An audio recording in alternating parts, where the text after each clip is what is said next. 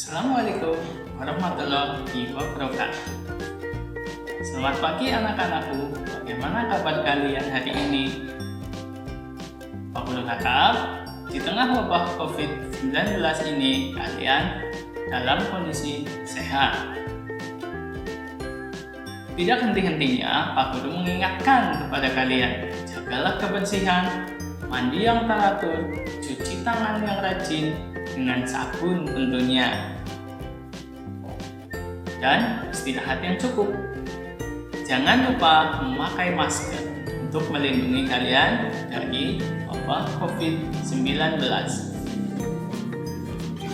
Oh iya, kalian juga harus menjaga jarak dengan orang lain, karena kita tidak tahu siapa saja yang terkena virus COVID-19. Karena ada orang yang terkena virus COVID-19 tapi tidak ada gejala, namanya OTG, orang tanpa gejala. Nah, kalian harus berhati-hati, makanya jangan lupa memakai masker setiap mau bepergian keluar rumah. Selanjutnya, pada pertemuan hari ini kita akan membahas tentang permainan, ya. Kamu di rumah pasti banyak sekali permainan. Ada permainan tradisional dan juga ada permainan modern. Tapi kalian pasti lebih suka permainan modern, ya. Terutama anak-anak zaman sekarang. Nah, kita jangan lupa atau tidak boleh melupakan permainan tradisional. Nah, nanti Pak Guru bahas materi hari ini itu permainan tradisional yang ada di daerah kita. Pada pertemuan yang lalu kita telah belajar tentang tarian tradisional dari Provinsi Nangro Aceh Darussalam. Nah, sekarang pasti kalian lebih bersemangat karena pada hari ini kita akan membahas tentang permainan tradisional yang ada di daerah kita. Jangan cuma permainan yang ada di masa sekarang, tapi permainan yang ada di masa lalu atau permainan tradisional jangan kita lupakan. Ya, pada pertemuan yang lalu kita telah belajar tentang tarian tradisional, ya, yang ada di Provinsi Nangro Aceh Darussalam. Nah, sekarang kalian pasti lebih bersemangat belajar karena Bapak tahu kalian sangat senang bermain, entah itu permainan tradisional dan permainan modern tentunya, ya. Nah, kebetulan hari ini kita akan mengingat kembali atau membahas tentang permainan tradisional, ya. Permainan tradisional ada benteng-bentengan, terus ada gobak sodor, ya. Terus siapa yang pernah bermain kedua permainan itu? Pasti kalian penasaran atau malah ada yang belum pernah main. Nah, sekarang kita akan membahas permainan itu, bagaimana cara mainnya dan seperti apa permainannya. Kita lihat ke materi hari ini.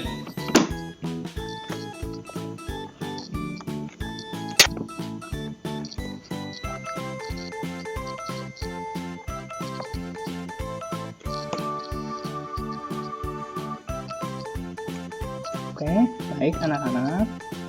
Kita mulai pembelajaran kali ini, yaitu tema 1, subtema 1, pembelajaran 3. Nah, tahukah kamu bahwa Indonesia kaya dengan permainan tradisional? Contohnya, permainan benteng-bentengan. Nah, bagaimana itu permainan benteng-bentengan? Ini, di sini ada anak yang sedang bermain benteng-bentengan. Permainan benteng-bentengan adalah permainan yang dimainkan oleh dua kelompok, penawan dan terlawan. Masing-masing kelompok terdiri atas 4 sampai dengan 8 orang dan memiliki satu tempat sebagai markas. Markas atau benteng bisa berupa sebuah tiang atau pohon atau pilar. Selanjutnya permainan gobak sodor. Nah, ini permainan gobak sodor. Itu ada beberapa anak yang sedang bermain gobak sodor. Permainan gobak sodor atau galah asin atau disebut juga galasin dilakukan di lapangan. Area bermainnya merupakan kotak persegi panjang dan dibagi menjadi beberapa bagian secara horizontal dan vertikal. Nah, itu contoh dua permainan tradisional. Nah,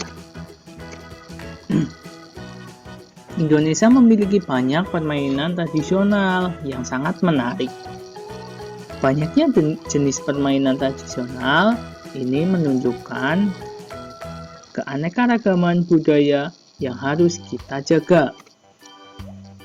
Selain memiliki permainan tradisional yang beragam, Indonesia memiliki alat musik tradisional yang beragam pula, dan bunyi yang dihasilkan pun berbeda-beda.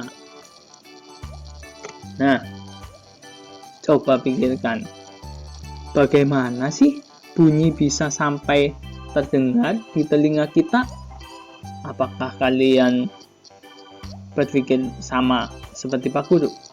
Nah, coba kalau pengen tahu, kita lihat cuplikan video yang telah Pak Guru siapkan.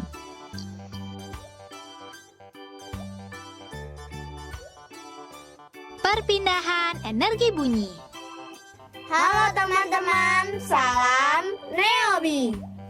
Ada 5 hal yang perlu kita ingat tentang perpindahan energi bunyi.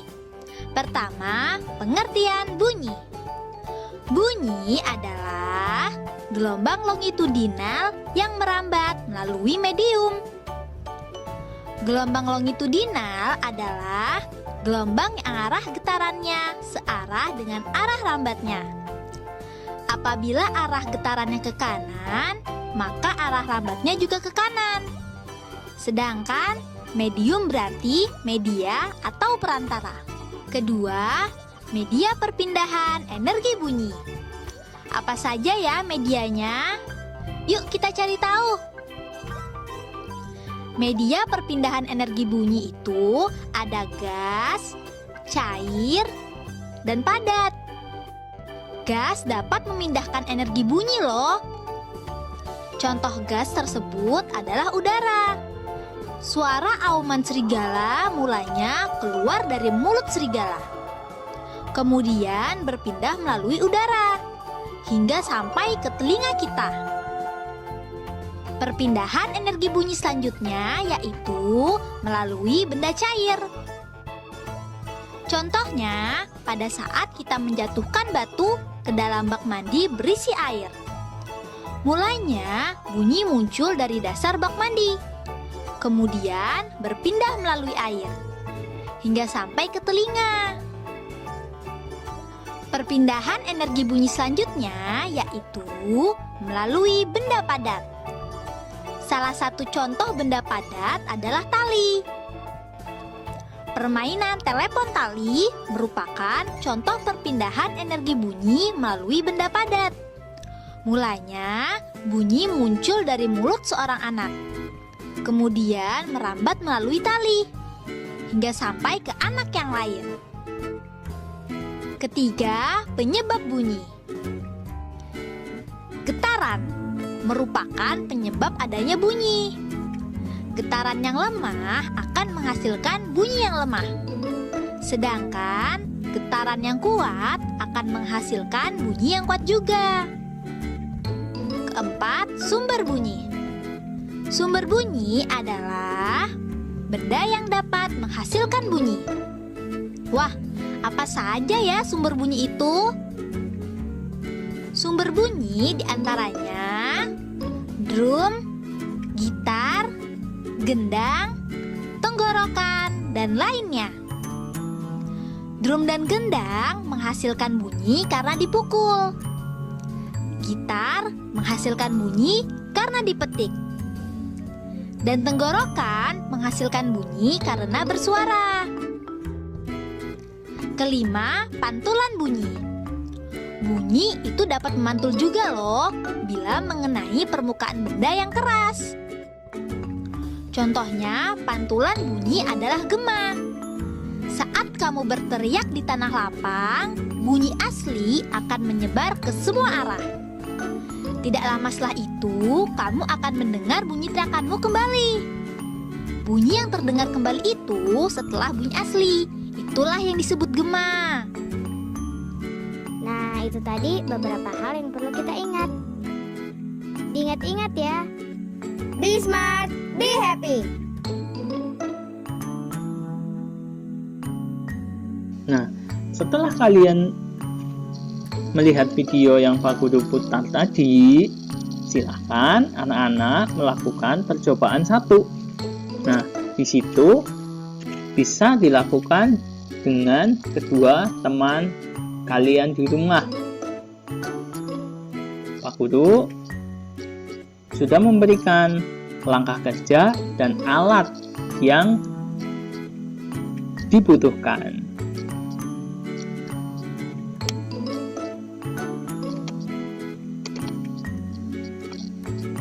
Setelah melakukan percobaan 1, kita beranjak melakukan percobaan 2.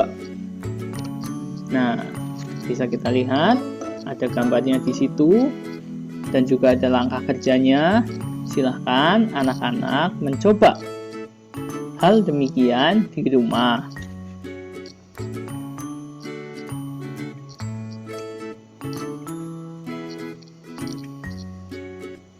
Setelah melakukan 2 percobaan yang terakhir adalah percobaan 3. Di situ ada contohnya. Anak yang sedang melakukan percobaan 3. Kamu bisa melakukannya seperti anak itu. Silahkan anak-anak mencoba percobaan 3. Setelah melakukan 3 percobaan itu, anak-anak bisa menulisnya di dalam buku. Apa yang didapat dari 3 percobaan tersebut. Terus ditulis di buku tugas kalian. Nah, kemarin kita telah belajar tentang. Nah, pada pembelajaran sebelumnya, kamu sudah membaca cerita tentang siap menghadapi musim hujan. Bacalah sekali lagi cerita tersebut dan tulislah gagasan pokok dan gagasan pendukungnya. Gunakan diagram sebagai berikut. Ini diagramnya. Di situ ada paragraf 1. Ayo, coba kita baca paragraf 1. Musim hujan hampir tiba. Warga desa Kampung Babakan berdiskusi untuk melakukan kerja bakti. Mereka berencana membersihkan selokan. Mereka sepakat. Ketika selokan bersih, warga tidak akan kebanjiran. Nah, di situ gagasan pokoknya mana dan gagasan pendukungnya mana.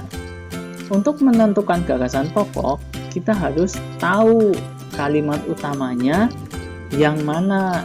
Nanti kita tahu gagasan pokoknya yang mana. Ayo coba, mana kalimat utamanya?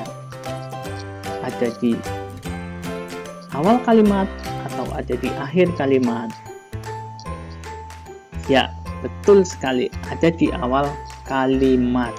Sehingga gagasan pokoknya adalah musim hujan hampir tiba. Betul sekali. Selanjutnya paragraf 2. Yuk kita baca paragraf 2. Pagi itu warga terlihat sangat semangat membersihkan selokan. Pak Sami dan Pak Udin sibuk mengambil sampah yang ada di dalam selokan. Pak Made dan Pak Udin memastikan saluran selokan lancar. Pak Nur mengambil sampah-sampah dan meletakkannya di gerobak sampah. Ayo, yang mana gagasan pokoknya dan gagasan pendukungnya? Kita tentukan dulu paragraf utamanya berada di awal kalimat atau di akhir kalimat. Ya, betul sekali. Ada di awal kalimat. Nah, sekarang berarti gagasan pokoknya adalah semua warga terlihat sangat semangat membersihkan selokan. Yang terakhir adalah paragraf 3. Setelah acara kerja bakti selesai, warga berkumpul untuk menikmati teh hangat dan pisang goreng. Makanan tersebut dimasak oleh warga ibu-ibu. Mereka senang karena selokan desa sudah bersih. Kini, mereka siap menghadapi musim hujan. Nah, untuk kali ini, di mana letak paragraf utamanya? Iya, betul sekali. Terletak di akhir kalimat. Sehingga gagasan pokoknya, mereka siap menghadapi musim hujan. Nah, itu gagasan pokok. Yang lain berarti gagasan pendukung. Baik anak-anak, pembelajaran kita hari ini telah selesai. Pak Guru harapkan kalian tetap semangat dan tetap belajar di rumah. Wassalamualaikum warahmatullahi wabarakatuh.